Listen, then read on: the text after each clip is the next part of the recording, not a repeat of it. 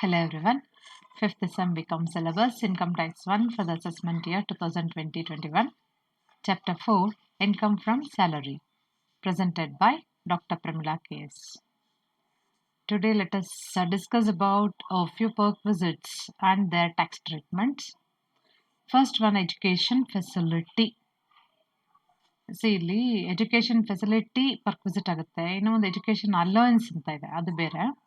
Education allowance ಅಂತ ಅಂದರೆ ಒಂದು ಮಗುಗೆ ₹100 ಥರ ಮ್ಯಾಕ್ಸಿಮಮ್ 2 ಮಕ್ಕಳಿಗೆ ಫ್ರೀ ಆಗುತ್ತೆ, ಎಕ್ಸಮ್ಟೆಡ್. ಓಕೆ, ಅದಕ್ಕಿಂತ ಎಕ್ಸ್ಟ್ರಾ ಇರೋದೆಲ್ಲ ಟ್ಯಾಕ್ಸ್ ಮಾಡ್ತೀವಿ. ಅದೇ ಎಜುಕೇಷನ್ ಫೆಸಿಲಿಟಿ ಅಂತ ಬಂದಾಗ ಟ್ಯಾಕ್ಸ್ ಟ್ರೀಟ್ಮೆಂಟ್ ಬೇರೆ ಥರ ಇರುತ್ತೆ. ಯಾವ ಥರ ಅಂತಂದರೆ, cost of education facility given to employers children is exempt up to ₹1,000 per month per child.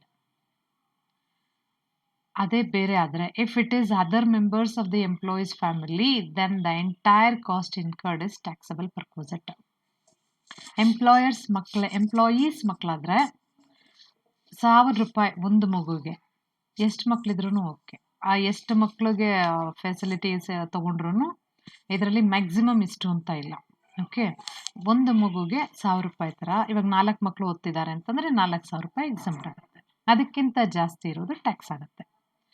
ಅದೇ ಎಂಪ್ಲಾಯೀಸ್ ಮಕ್ಕಳಲ್ಲದೆ ಅವರು ಬೇರೆ ಫ್ಯಾಮಿಲಿ ಮೆಂಬರ್ಸ್, ಅಣ್ಣನ ಮಗನೋ ಬೇರೆಯವ್ರನ್ನ ಇವ್ರು ಓದಿಸ್ತಾ ಇದ್ದಾರೆ ಅಂತ ತಿಳ್ಕೊಳ್ಳಿ. ಆವಾಗ ಫುಲ್ ಕಾಸ್ಟನ್ನ ಟ್ಯಾಕ್ಸ್ ಹಾಕ್ಬಿಡ್ತೀವಿ, ಯಾವುದೂ ಎಕ್ಸಮ್ಷನ್ ಕೊಡಲ್ಲ. ಓಕೆ, ಇಲ್ಲಿ ಮ್ಯಾಕ್ಸಿಮಮ್ ಲಿಮಿಟ್ ಇಲ್ಲ, ಮತ್ತು ₹1,000 ಇರುತ್ತೆ. ಸೊ ನೀವು ಪ್ರಾಬ್ಲಮ್ ಓದಬೇಕಾದ್ರೆ ನೋಡಬೇಕು, ಎಜುಕೇಷನ್ ಅಲೋಯನ್ಸ ಎಜುಕೇಷನ್ ಫೆಸಿಲಿಟಿನ ಅಂತ ಹೇಳಿ. Okay, next, in case if any amount is recovered from the employee then it must be deducted. ಯಾವುದೇ ಪರ್ಕ್ವಿಸಿಟಲ್ಲಿ ಇದೊಂದು ಪಾಯಿಂಟ್ ಇರುತ್ತೆ ನೋಡಿ. ಏನಾದರೂ ಬೈ ಚಾನ್ಸ್ ಅವ್ರ ಹತ್ರದಿಂದ ಕಲೆಕ್ಟ್ ಮಾಡ್ತಾ ಇದ್ರೆ ಅದನ್ನು ನಾವು ಕಳ್ಕೊಂಡು ಮಿಕ್ಕಿದ್ನ ಟ್ಯಾಕ್ಸ್ ಮಾಡ್ತೇವೆ. Next, free gas, electricity and water facility provided by the employer is taxable perquisite. Free ಆಗಿ ಗ್ಯಾಸು, ಎಲೆಕ್ಟ್ರಿಸಿಟಿನೋ, ವಾಟರ್ ಫೆಸಿಲಿಟಿನೋ ಏನಾದರೂ ಕೊಡ್ತಾ ಇದ್ರೆ ಎಂಪ್ಲಾಯೀಸ್ಗೆ ಅದನ್ನು ಟ್ಯಾಕ್ಸ್ ಮಾಡ್ತೀವಿ. Next, medical facility or reimbursement of medical expenses. ಇಲ್ಲೂ ಅಷ್ಟೇ ಕನ್ಫ್ಯೂಸ್ ಆಗುತ್ತೆ. ಮೆಡಿಕಲ್ ಅಲೋಯನ್ಸ್ ಬೇರೆ, ತಿಂಗಳ ಅಲೋಯನ್ಸ್ ಕೊಡ್ತಾ ಹೋಗೋದು, ಆಯಿತಾ. ಅದು ಅಲೋಯನ್ಸ್ ಕೊಡ್ತಾ ಇದ್ದಾಗ it is fully taxable. Medical allowance ಅದನ್ನು ಕಾಯಿಲೆ ಇದ್ದಾಗಲೇ ಕೊಡ್ತಾರೆ ಅಂತಲ್ಲ, ಯಾವಾಗ್ಲೂ ತಿಂಗಳ ಸ್ಯಾಲ್ರಿ ಜೊತೆ ಮೆಡಿಕಲ್ ಅಲೋಯನ್ಸ್ ಅಂತ ಕೊಡ್ತಾ ಹೋಗೋದು. ನೆಕ್ಸ್ಟ್, ಮೆಡಿಕಲ್ ಫೆಸಿಲಿಟಿ ಮತ್ತು ಅಥವಾ ರೀಇಂಬರ್ಸ್ಮೆಂಟ್ ಆಫ್ ಮೆಡಿಕಲ್ ಎಕ್ಸ್ಪೆನ್ಸಸ್. ಅಂದರೆ ರೀಇಂಬರ್ಸ್ಮೆಂಟ್ ಅಂತಂದರೆ ಕೆಲವೊಂದ್ಸತಿ ಇವ್ರಿಗೆ ತಗಲಿರುತ್ತೆ, ಯಾವುದೋ ಒಂದು ಆಸ್ಪತ್ರೆ ವೆಚ್ಚ ತಗಲಿರುತ್ತೆ. ಆಮೇಲೆ ಆ ಎಂಪ್ಲಾಯೀಸ್ ಏನು ಮಾಡ್ತಾರೆ, ಆ ವೆಚ್ಚದ ಬಿಲ್ಲನ್ನೆಲ್ಲ ಎಂಪ್ಲಾಯರ್ಗೆ ಕೊಟ್ಟು ಅವರು ದುಡ್ಡನ್ನು ತೊಗೊತಾರೆ. That is reimbursement. ಆ ಥರ ರೀಇಂಬರ್ಸ್ಮೆಂಟ್ ಅಥವಾ ಕೆಲವೊಂದು ಹಾಸ್ಪಿಟಲ್ಸ್ ಪ್ರೊವೈಡ್ ಮಾಡೋದು, ಅಥವಾ ಬೇರೆ ಹಾಸ್ಪಿಟಲಲ್ಲಿ ಟ್ರೀಟ್ಮೆಂಟ್ ತೊಗೊಂಡಾಗ ಇವ್ರು ದುಡ್ಡು ಕೊಡೋದು, ಇದನ್ನು ನಾವು ಮೆಡಿಕಲ್ ಫೆಸಿಲಿಟಿ ಅಂತ ಹೇಳ್ತೀವಿ. ಸೊ ಈ ಮೆಡಿಕಲ್ ಫೆಸಿಲಿಟಿ ಏನಾದರೂ ತೊಗೊಂಡಾಗ ಟ್ಯಾಕ್ಸ್ ಟ್ರೀಟ್ಮೆಂಟ್ ಯಾವ ಥರ ಇರುತ್ತೆ? The perquisite in respect of medical facility provided by an employer in the following hospital is not chargeable to tax. ಈ ಕೆಳಕಂಡ ಆಸ್ಪತ್ರೆಗಳಲ್ಲಿ ಏನಾದರೂ ಟ್ರೀಟ್ಮೆಂಟ್ ತೊಗೊಂಡ್ರೆ ಅಲ್ಲಿ ಟ್ಯಾಕ್ಸ್ ಮಾಡೋಕ್ಕೆ ಹೋಗಲ್ಲ. ಯಾವ್ದ್ಯಾವುದು? First one, government hospital, government ಆಸ್ಪತ್ರೆ, ಸರ್ಕಾರಿ ಆಸ್ಪತ್ರೆಯಲ್ಲಿ ಟ್ರೀಟ್ಮೆಂಟ್ ತೊಗೊಳೋದನ್ನು. Next one, hospital owned or maintained by employer. Hospital ಓನರ್ದೇ ಆಗಿದ್ರೆ, ಇವಾಗ ಜಿಂದಾಲ್ ನೋಡಿದ್ರೆ, ಜಿಂದಾಲ್ ಫ್ಯಾಕ್ಟ್ರಿ ಇದೆ, ಜಿಂದಾಲ್ ಹಾಸ್ಪಿಟಲ್ ಇದೆ. ಸೊ ಜಿಂದಾಲ್ ಫ್ಯಾಕ್ಟ್ರಿಲಿರುವಂಥ ಏನಾದರೂ ವರ್ಕರ್ಸ್ಗೆ ಏನಾದರೂ ಜಿಂದಾಲ್ ಆಸ್ಪತ್ರೆಯಲ್ಲೇ ಟ್ರೀಟ್ಮೆಂಟ್ ಕೊಟ್ಟರೆ ನಾಟ್ ಟ್ಯಾಕ್ಸಬಲ್. ಓಕೆ, ಎಂಪ್ಲಾಯರ್ದೇ ಆಸ್ಪತ್ರೆ ಆಗಿದ್ರೆ, ಈವನ್ HAL ಅಲ್ಲೂ ನೋಡ್ಬೋದು, ಅವ್ರದ್ದೇ ಹಾಸ್ಪಿಟಲ್ ಇದೆ. ಸೊ ಆ ಥರ ಅವ್ರ ಎಂಪ್ಲಾಯೀಸ್ಗೆ ಅಲ್ಲೇ ಟ್ರೀಟ್ಮೆಂಟ್ ಕೊಟ್ಟರೆ it's not taxable. Next, hospital which is approved by the chief commissioner of income tax. ಕೆಲವೊಂದು ಹಾಸ್ಪಿಟಲ್ಸ್ನ ಚೀಫ್ ಕಮಿಷನರ್ ಆಫ್ IT ಅವರು ಅಪ್ರೂವ್ ಮಾಡಿರ್ತಾರೆ. ಸೊ ಆ ಥರ ಆಸ್ಪತ್ರೆಯಲ್ಲಿ ಟ್ರೀಟ್ಮೆಂಟ್ ಕೊಟ್ಟರು it is not taxable. Okay, next, ಕೆಲವೊಂದು ನೋಟ್ ಇದೆ ನೋಡಿ ಇಲ್ಲಿ ಮೆಡಿಕಲ್ ಟ್ರೀಟ್ಮೆಂಟ್ಗೆ ಅಂತ. Medical insurance premium paid by the employer on behalf of employee is not taxable. ಇದು ಲೈಫ್ ಇನ್ಶೂರೆನ್ಸ್ ಪ್ರೀಮಿಯಂ ಜೊತೆ ಕನ್ಫ್ಯೂಸ್ ಮಾಡ್ಕೋಬಾರ್ದು. ಮೆಡಿಕಲ್ ಇನ್ಶೂರೆನ್ಸ್ ಪ್ರೀಮಿಯಂ ಅಂತ ಹೇಳಿ ಎಂಪ್ಲಾಯಿ ಪರವಾಗಿ ಎಂಪ್ಲಾಯರ್ ಏನಾದರೂ ಪೇ ಮಾಡ್ತಿದ್ರೆ ಅದನ್ನು ಟ್ಯಾಕ್ಸ್ ಮಾಡಲ್ಲ.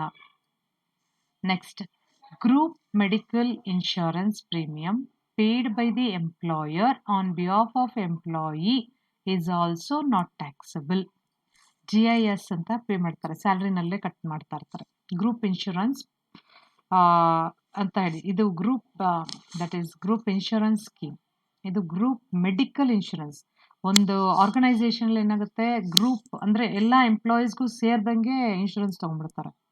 ಆ ಥರ ಏನಾದರೂ ಇನ್ಶೂರೆನ್ಸ್ ತೊಗೊಂಡು ಪ್ರೀಮಿಯಂ ಪೇ ಮಾಡ್ತಾ ಇದ್ರೆ even that is also not taxable.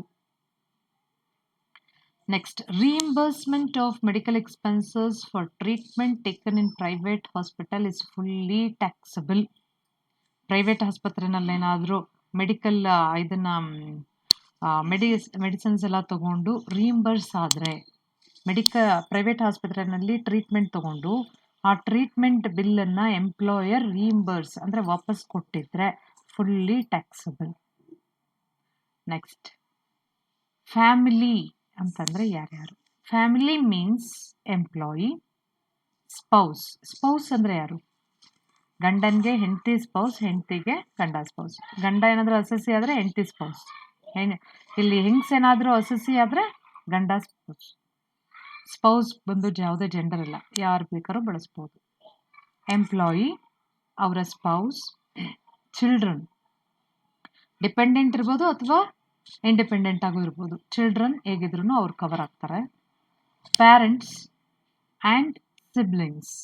Siblings ಅಂತಂದರೆ ಇಲ್ಲಿ ಹುಟ್ಟಿದವ್ರು ಏನು ಅಂದರೆ they must be dependent on employee ಮೇಲೆ ಡಿಪೆಂಡೆಂಟ್ ಆಗಿದ್ರೆ ಮಾತ್ರ ಮೆಡಿಕಲ್ ಇದು ಕವರ್ ಫ್ಯಾಮಿಲಿ ಅಂತ ತಗೋತೀವಿ ಇಲ್ಲಿ ಮೆಡಿಕಲ್ ಇದರಲ್ಲಿ, ಇಲ್ಲ ಅಂತಂದರೆ ತಗೊಳ್ಳಲ್ಲ.